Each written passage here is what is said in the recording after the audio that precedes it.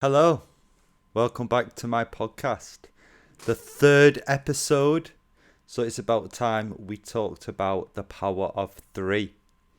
But before we do that, I just want to preface this podcast by saying really it's a safe space for me to talk about and teach the things that I'm interested in. Things like astrology, mythology, maybe a little bit of theology here and there. Last week I used the Lord's Prayer as an example of the Zodiac, which was only meant to empower the book. I have to and fro about the editing and the removal of certain texts and the changing of others to suit a particular narrative. However, I do, sorry for the squeaky chair, I do, see a lot of teaching within those collection of books. I don't know if anybody saw my last video, but I now have a new microphone, which can probably pick up the squeaky chair a lot better than my headphones could. So I probably need to go and get some WD-40 now. But my good friend out there, my brother Sam, he came with a microphone as an absolute blessing. Brother, I love you. Thank you very much for that. What a gesture. These podcasts are for me to just openly talk. They're my safe spaces. I've been loving the blessings I've been getting. Please do write any comments or questions that you have. I will address them, providing they are of a good nature. If I'm sure from time to time I'll get a couple of hateful type comments, they're just going to be straight up ignored. Depending on how rude those types of comments are, I might leave them just because you show yourself up, really. Or I might just, if I feel like it's an attack on my people, then I'll probably get rid of them, because you don't get to attack my people. So, with this being my safe space, this is completely unscripted. I have a few pictures that I'm going to bring in and out as I go through one of the mythologies I want to talk about today. That's not necessarily to fit to a script. It's mostly to slow myself down. I noticed on my first video when I talked about when I talked about Odin's pilgrimage to Mimi as well, I kind of raced through that a little bit. Not intentionally, but I could have done with slowing myself down a little bit. So with that in mind, and plus I'm teaching myself how to use this OBS, the system that I'm using. I want to, give myself spaces to breathe and to bring pictures in to illustrate the mythology. The mythologies are also straight from my head. I'm not reading, so there may be things that I've missed or maybe not said exactly to the details from the books that I've read. So just be aware of that. So symbolically and literally, I am going to let my hair down. If you see me out in the public or on some of my other videos, you'll notice I like to wear my hair up a lot, mostly just to keep it out of my face from a practical standpoint. But it's important that I find spaces in my life, both professionally and personally, to let my hair down. Okay, so the power of three. We live in sorry for the chair, I'm going to try and plant myself. We live in a three-dimensional reality. What do I mean by that? Well, if we break this reality down, it's space, time, and matter. If we break ourselves down, we have a body, a mind, and a soul. Depending on your point of view, you may not necessarily agree with the soul, but I think that's undisputed that when we leave this body, when we leave this life, something has left, and we've left the material of our bodies behind and our minds somewhat behind, and something else has gone. So that's evidence enough for me. The light behind the eyes, the soul, whatever you want to call it, the eternal flame, it's unquestionable. So that's 3, and in all honesty, as we're all represented by a 3, 2 3s come together, they make 6, or sex. It's essentially the same word. So deep within our languages, we can see that our ancestors at least understood this truth.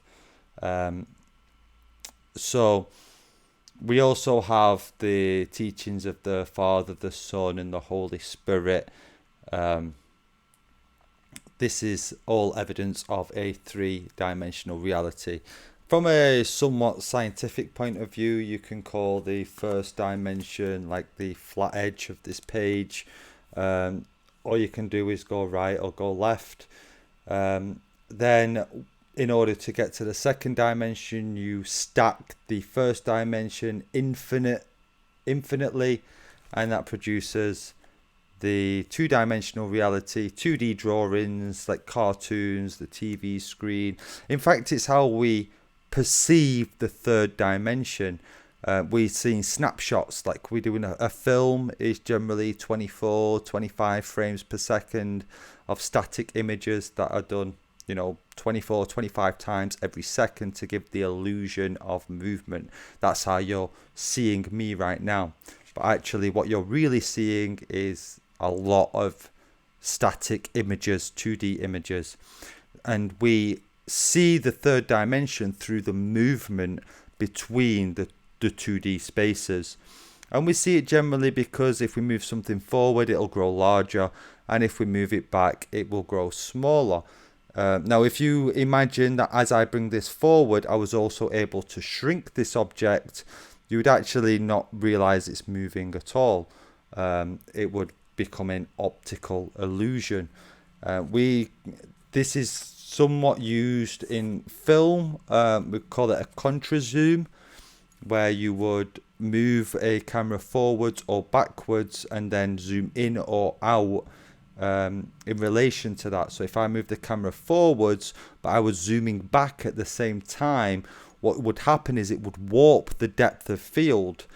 So say I was doing it on myself, me being the subject, the background behind me would warp slightly, giving you an unnerving and uncanny effect. This is probably most famously done with Jaws, when he first notices that there's a threat in the water. I say he, I can't remember the character or the actor's name, but you may know the scene where he's on the beach and he's looking out and he starts to see the threat of the shark, and there's a contra zoom effect to make you unsettled, and that would be a contra zoom.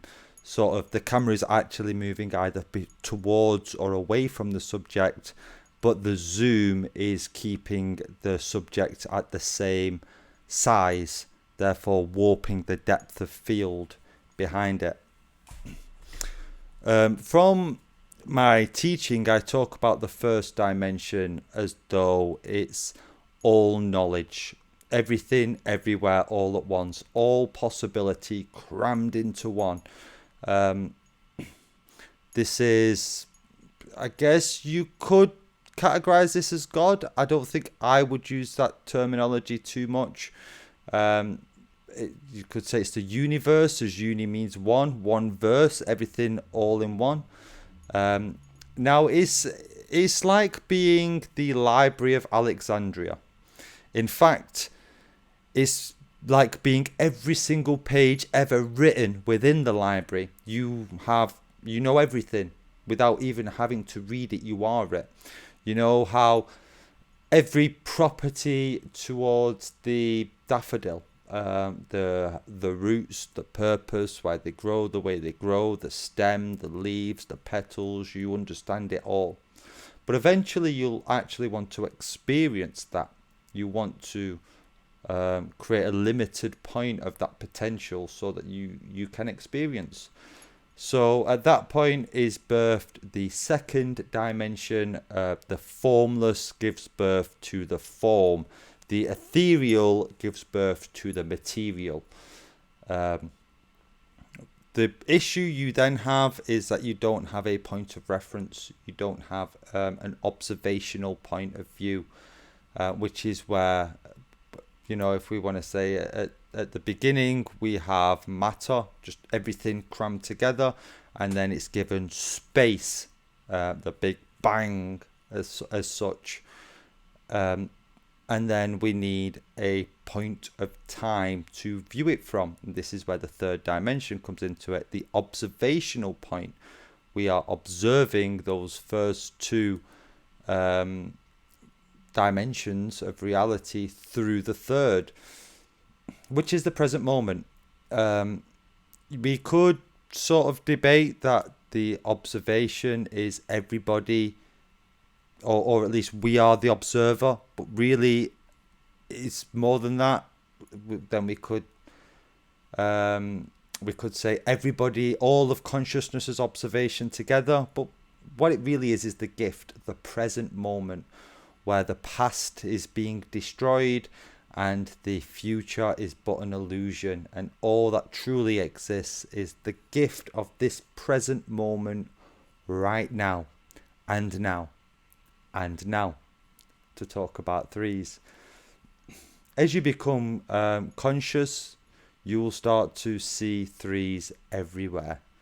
Not only will you see the number 3, but you will also see numbers in the patterns of threes. It's quite literally everywhere. We have 33 rungs to our 33 vertebrae. There's 33 rungs to Jacob's ladder. We can see it littered throughout secret societies.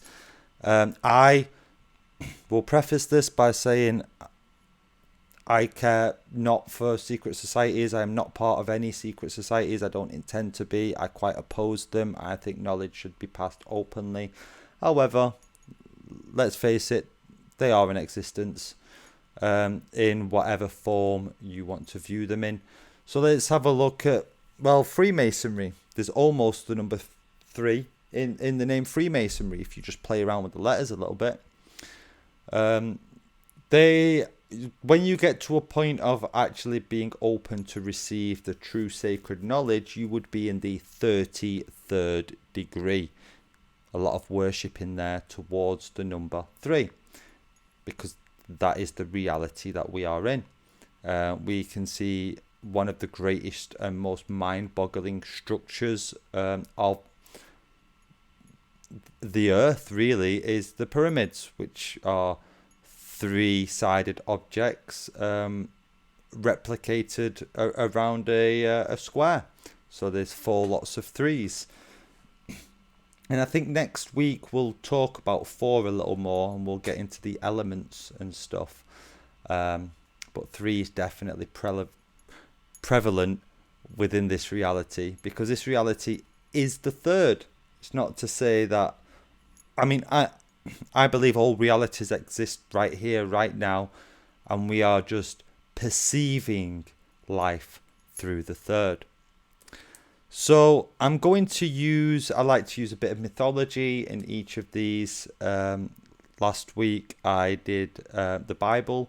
The week before it was a Nordic myth. So now I'll go with a Greek myth. I'm going to go through the origin story. I could have chosen any origin story to make the point that I wanted to, but I've already done Nordic. I've already done the Bible a little bit. So I think Greek is the next one up to bat. So I've got these images that I'm going to go through to explain what it is that I want to explain. I'm just queuing my next image. So to the right, let's see if I get this right.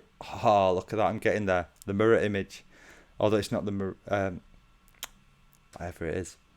So here is my definition of chaos. In the beginning there was chaos. Now, quite frankly, this doesn't really work for chaos, but I do like the image because it's a toroidal field. Now, chaos here, this is the toroidal field puts chaos really into order, which by design is no longer chaos. But here we are. This is my image for chaos. There was chaos, and out of chaos, which if we want to look at the space, time, and matter, let's say that this is, let's say that it's space. Well, no, completely scrap that. Sorry. Like I said, this is unedited, and I may have a brain fart or two along the way. So this is everything all crammed together. This is the first dimension. It gives birth to Gaia. How beautiful is this image of Gaia? Almost as beautiful as Gaia herself. Now, I am a big fan of this image. So Gaia here represents the material, the form from the formless. The material world in which everything else can grow. She's feminine, of course she is. She gives birth to everything in existence, or at least everything in our perceived existence, on this planet, this Mother Earth, Mother Gaia. Whether there is life on other planets or other realms, whether there's multiple Gaias, whether she has sisters, that's a discussion for another day. It's mostly speculation, I believe. But what we can perceive here is that we have Gaia, and she has given birth to everything in our existence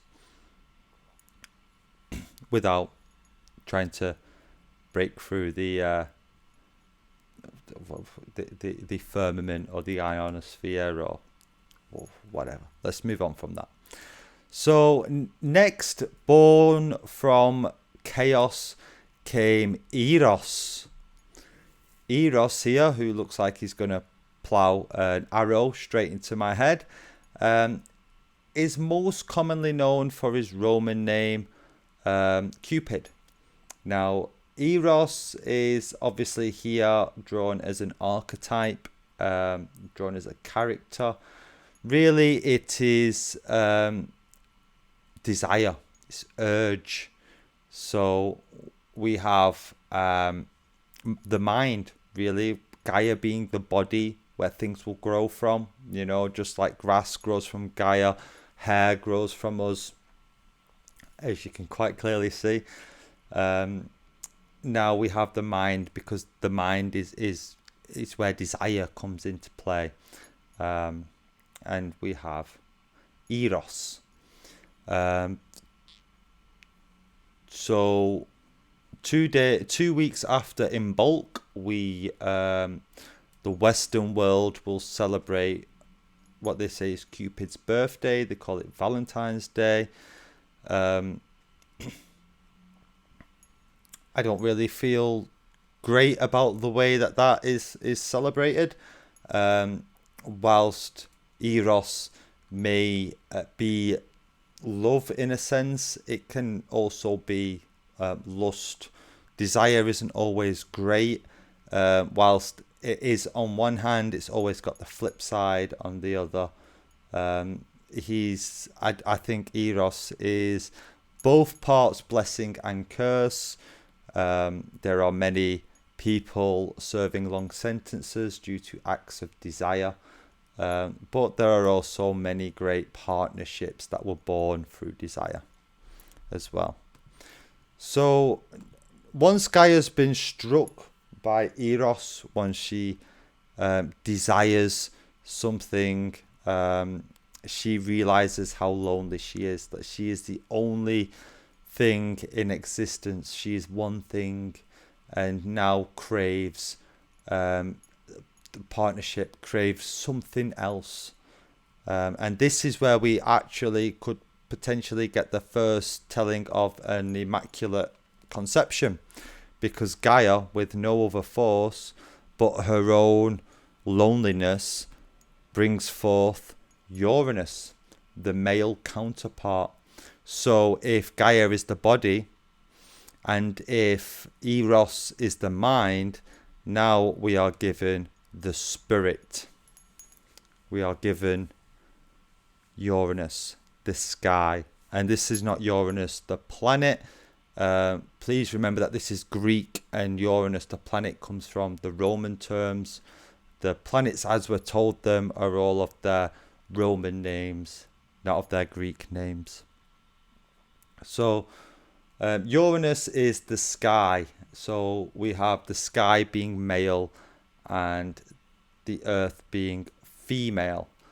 So the earth would be the negative charge, and the sky would be the positive charge, if it was the toroidal field, as I believe it is. Now these two forces are combined together. They are squished. There is no space. There is, or at least there is no time. There's nothing that separates them. And over thousands of years, they create many offspring. The first being the great Titans, of which the Olympians, of which the Greek gods are born. Some famous Titans you may remember: Prometheus, Epitemius, Chiron, and Kronos, who we'll get to in a minute. Apologies. I'm just going to have a quick sip of water.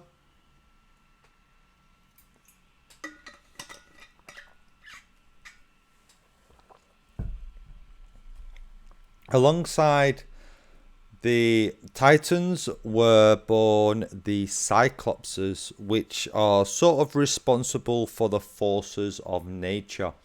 Here we can see the Cyclops with the lightning bolt, which is brought later into the Greek mythology, with Zeus acquiring his lightning bolt from the Cyclopses, which maybe we'll get to one day. And then there were the Hecatoncheires, the 100-handed beasts. Quite scary, right?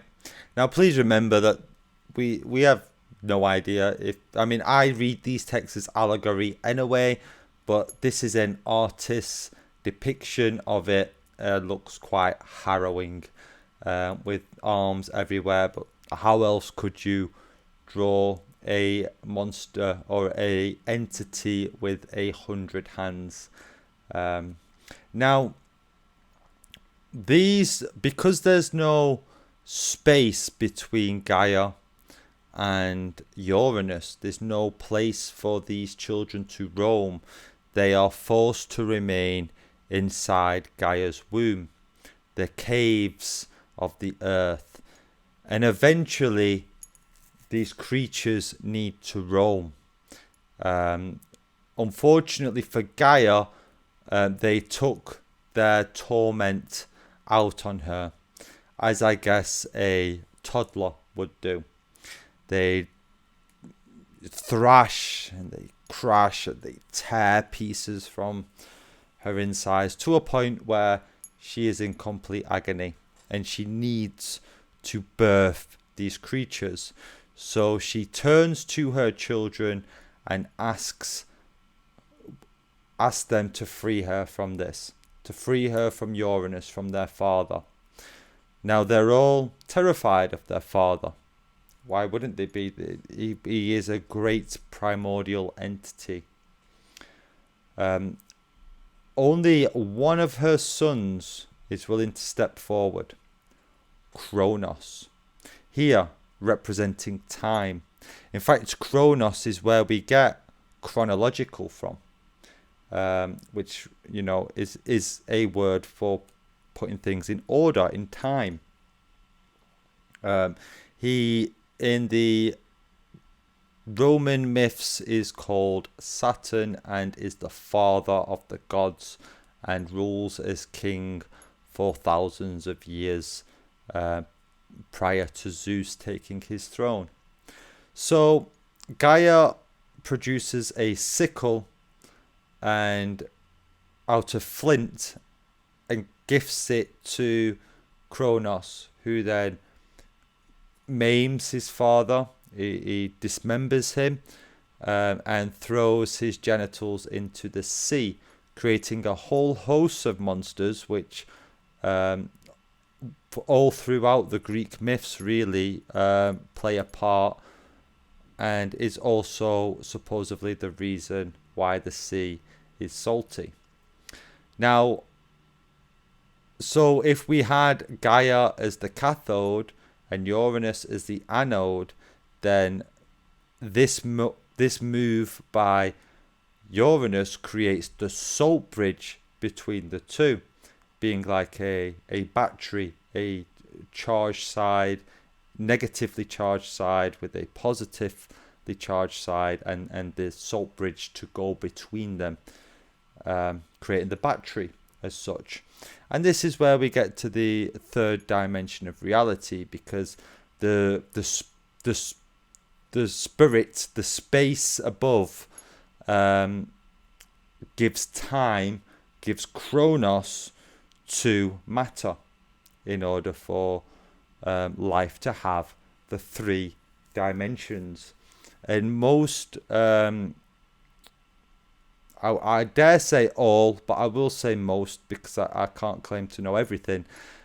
Creation stories do have this element of there being three, as we live in this, not as we live in it, but as we perceive this three-dimensional reality. The power of three, doing things in threes is a very interesting ritual to do. I often will say affirmations or manifestations in terms of threes. It feels like I know it to be a strong, powerful number.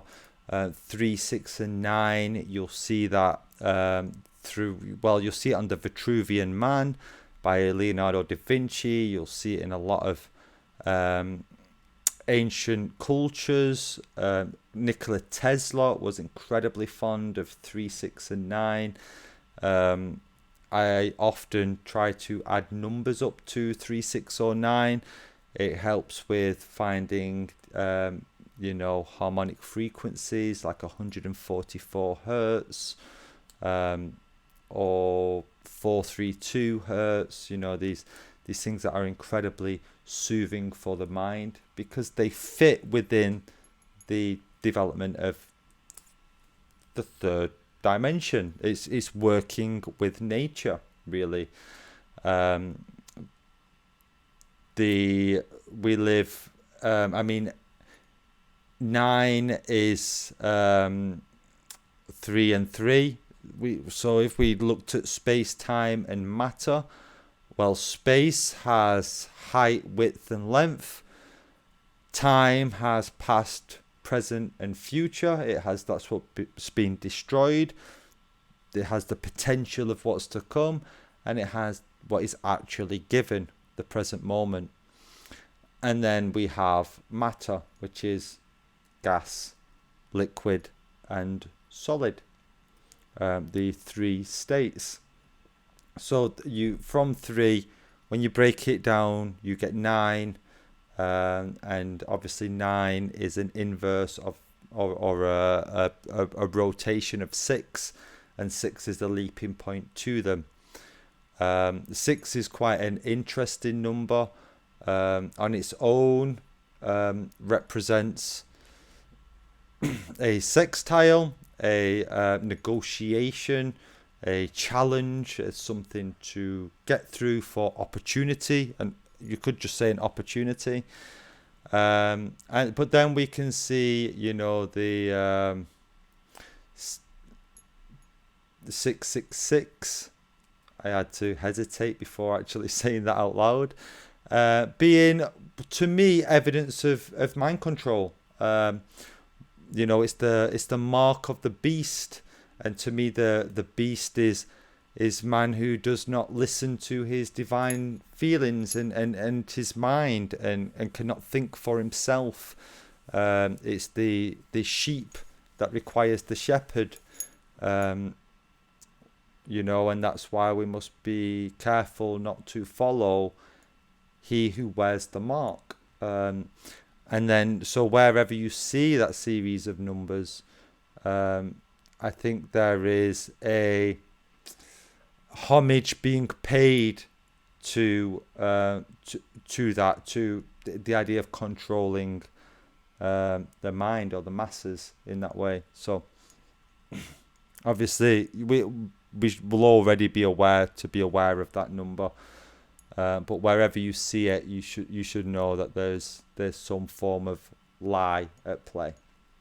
But 6 on its own isn't quite as nefarious as that. It's just when we do things in threes, it does somewhat become ritualistic.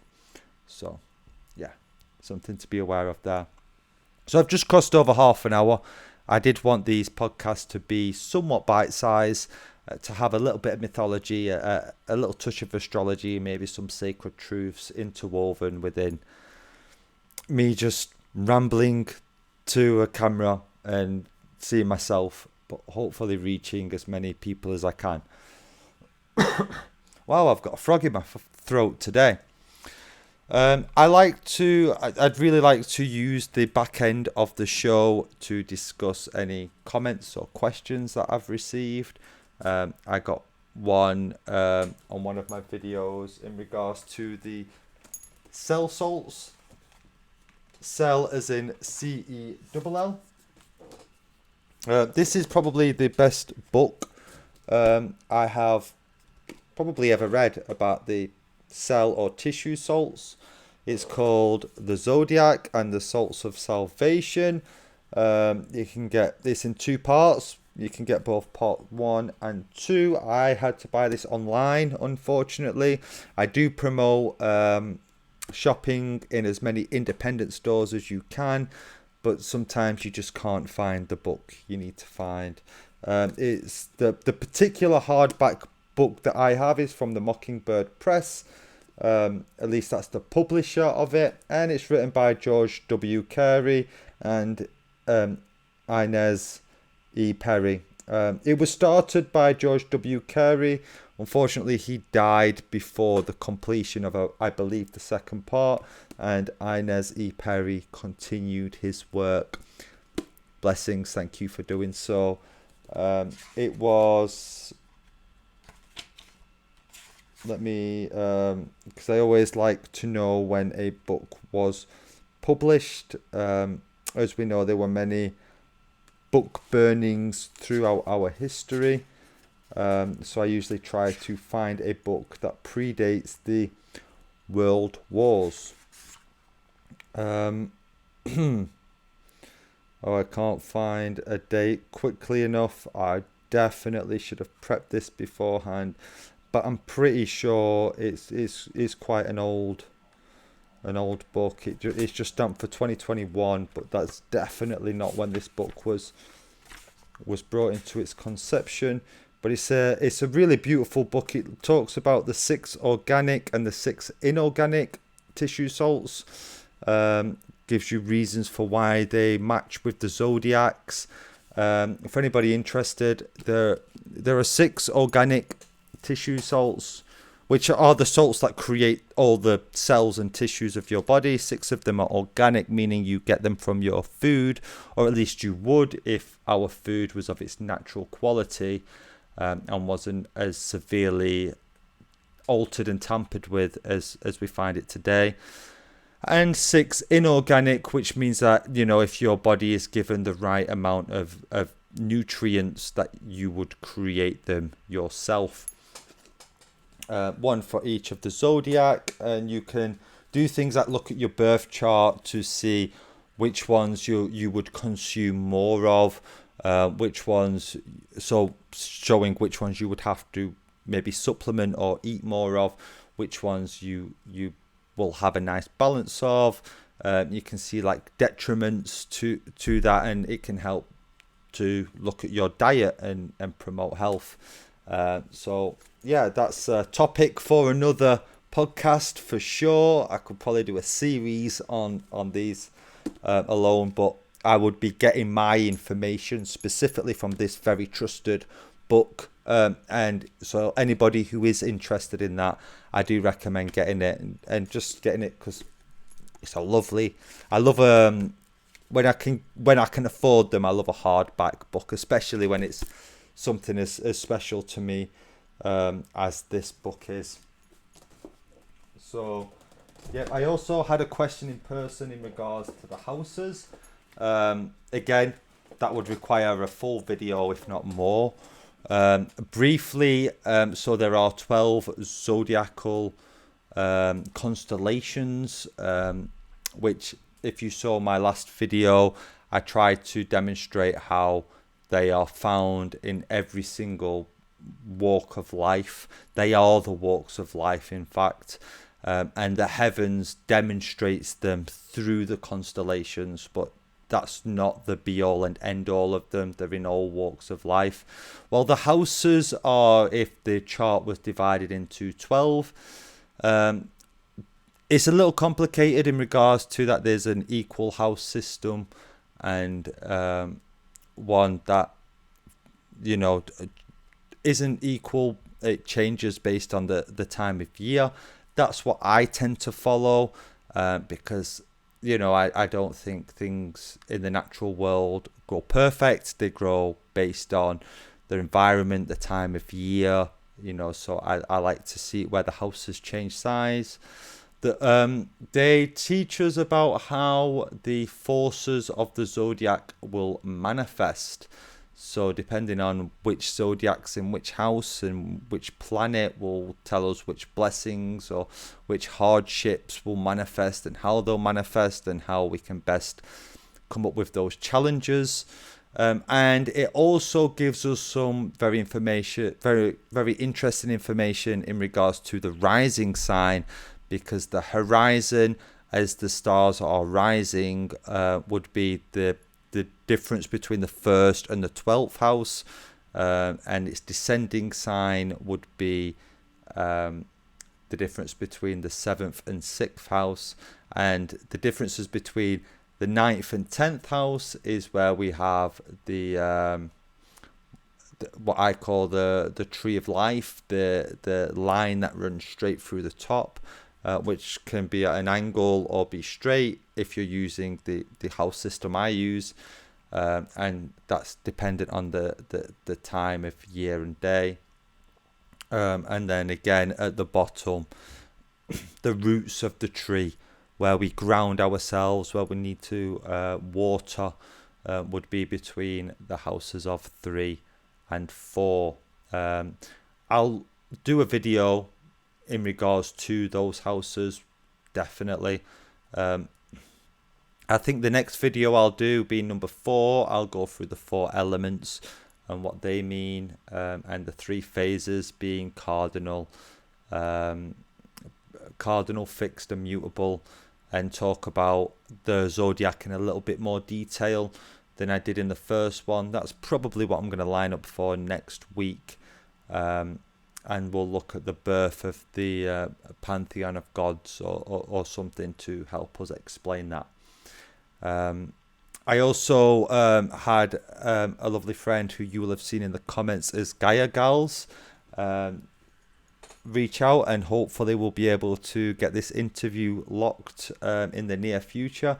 So I'm representing a lovely book that was gifted to me by that person. It's an incredibly cathartic book called Becoming Free, and I do recommend anybody who has maybe just found this channel to check it out and to support a very dear friend of mine. And you can find this book on becomingme.co.uk, which is a lovely independent website set up by the author. Thank you everybody for the blessings that I've received. I'm really excited about the poem that will follow this, so please do stick around for that and let me know what you think. God bless you. Be kind, be thoughtful, And remember, breathe deeply. God bless. You're different, and that's what makes you absolutely beautiful. Sit at my table with your completely unique point of view. Don't agree with me. I won't agree with all of you, but we'll find a lot of ground that's common between me and you. Question me on the beliefs and values that I hold. Pull apart the tiny details in the stories that I told. It doesn't matter if you're younger or you've lived it and you're old. Be sure to play the hand you have before you turn and fold. I want to see our differences shine upon the table as we break bread and tell each other our little fable. Only bring your honesty, don't hide behind a label. Don't worry, the table can take it. It's sturdy and it's stable. At the door, leave your shoes and your mask. I need to see you when you speak it. Your truth's uniquely yours. We open doors with our secret. I want to know your life and how you fight to try to keep it. So as we sit, let us devise new ways to try to seek it. You're beautiful, but let us disagree on how that's true, so I can see the world exactly as you do. Don't be a copy, be yourself through and through. There's no armour needed at a table between me and you. Open yourself, a closed book cannot be read. Tell me the thoughts that go around in your head, and after it's over and our bellies have been fed, we can see many worlds before the coffin takes us dead.